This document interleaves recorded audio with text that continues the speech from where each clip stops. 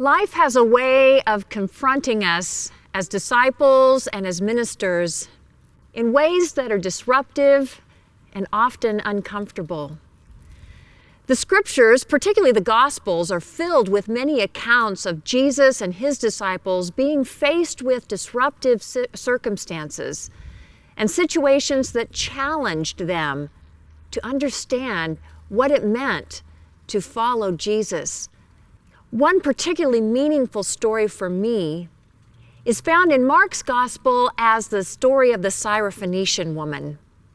And in Matthew's Gospel, it is the story of the Canaanite woman. It's not an easy story to comprehend, and parts of it are shocking and disrupting. It calls me out of my comfort zone and into the messy struggles of life and discipleship. The setting for the story in Matthew's narrative happens at a time when Jesus has been teaching and preaching to large crowds. There's the account of when Jesus fed the multitudes. There's the account of Jesus walking on water and of Jesus healing those who are sick. He has been involved in a lot of different kinds of ministry. And in this particular setting, he and his disciples withdraw to the area of Tyre and Sidon. And as they are drawing apart for an opportunity to rest and renew, they are confronted by a Canaanite woman.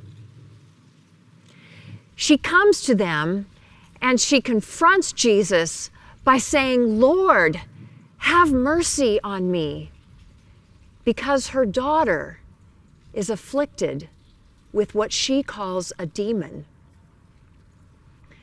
The disciples want Jesus to dismiss her, to send her away, so that they can have this moment for the reason that they had drawn apart. At first, Jesus is silent. But the woman comes to him again. This time, she gets on her knees and she begs, "Lord, have mercy on me." Jesus' response here is surprising. He says, "I was sent only to the lost sheep of the house of Israel." But she responds to him, "Lord, help me." And he answers, "It is not fair to take the children's food and throw it to the dogs." She said, "Yes, Lord, yet even the dogs eat the crumbs that fall from their master's table." And then Jesus answered her, "Woman, great is your faith.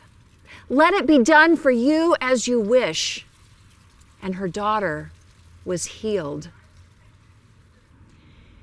In this particular passage, Jesus is probably exhausted from the demands of his ministry. And he goes to a place in the land of the Gentiles where he will not be recognized, so that he can find rest and renewal.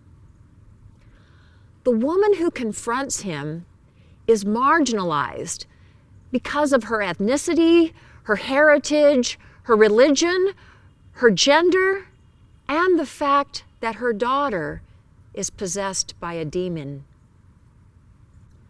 The setting is a men's retreat in a place where racial stereotypes and bigotry inform all encounters between Israelites and Canaanites. This confrontation, "Have mercy on me, Lord, Son of David." And Jesus is silent. And what about the disciples? They've been called away from their professions. They have been challenged by all the things that they have learned and witnessed in their time with Jesus. And they are caught in a situation which confronts their ideas of social norms. They are bothered by this demanding Gentile woman, and they just want Jesus to send her away.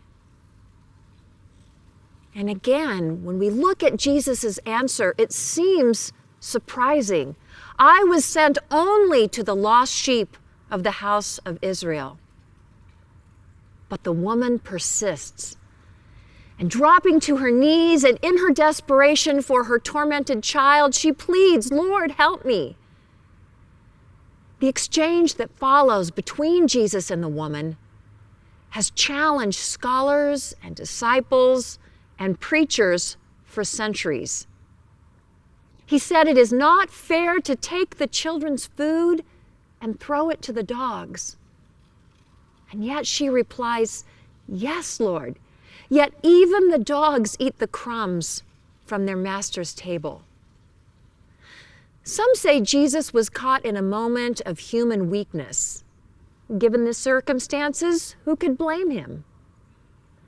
Some say that his response was tongue-in-cheek irony to make an opposite point to the disciples. I would say it doesn't really matter. What matters most is the woman and who or what she represents. She is an outsider in every sense of the word, yet she recognizes Jesus as Lord, Son of David.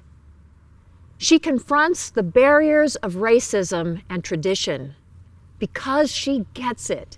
She grasps the fact that the very nature of Israel's God is to be merciful.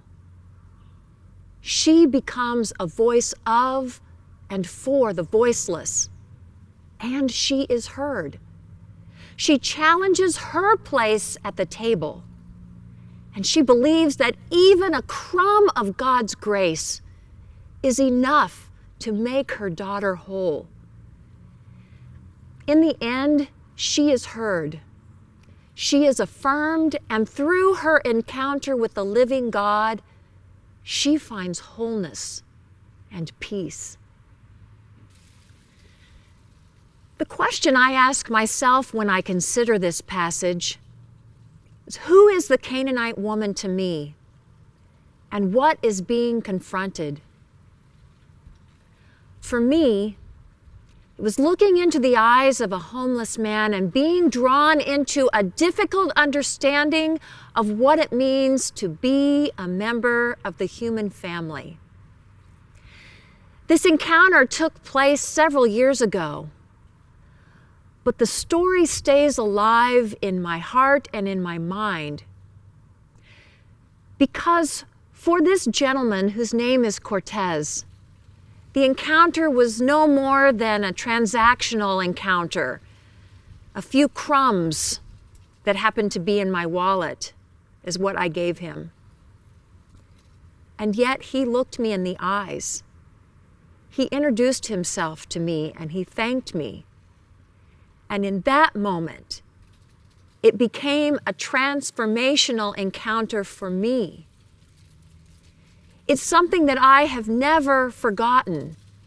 And I wonder if I would have the courage, if I met him again, to sit down with him, to share a cup of coffee and ask him about his life. How would he feel if he walked into my home congregation? Would he feel welcome? Or would he have a sense of being marginalized? I wonder, what would it mean if we worried less about tradition and about church as usual and listened more to the cries of those who are marginalized, who are outsiders? How are we being called to speak and live the radical hospitality and love of Christ? When faced with the difficult and messy circumstances of life, when we are confronted by those who disrupt our daily rhythm, we have a choice of how we will respond. We can remain silent because we are too overwhelmed by the circumstances. We can justify our complacency by saying that the circumstances are beyond our capacity, our calling, or our skill set. Or we can stand with Christ as messengers of justice and peace in the midst of the difficult questions and struggles of life. Recent counsel in Doctrine and Covenants 165, 6b reminds us, as Christ's body, lovingly and patiently bear the weight of criticism from those who hesitate to respond to the divine vision of human worth and equality in Christ. This burden and blessing is yours for divine purposes. We have the opportunity to proclaim through our actions of invitation, through actions of genuine compassion and generosity, that God's mercy and grace are without limit or restriction. There is a place at the table in this community of Christ for each and every child of God. Who is our Canaanite woman? What does it mean? What is being confronted in us as disciples, as ministers, in our congregations?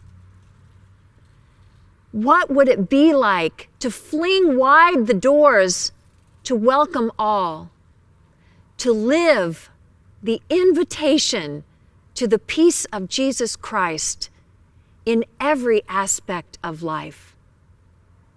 It will mean something different for each person in each place, for each congregation. But the potential is exciting.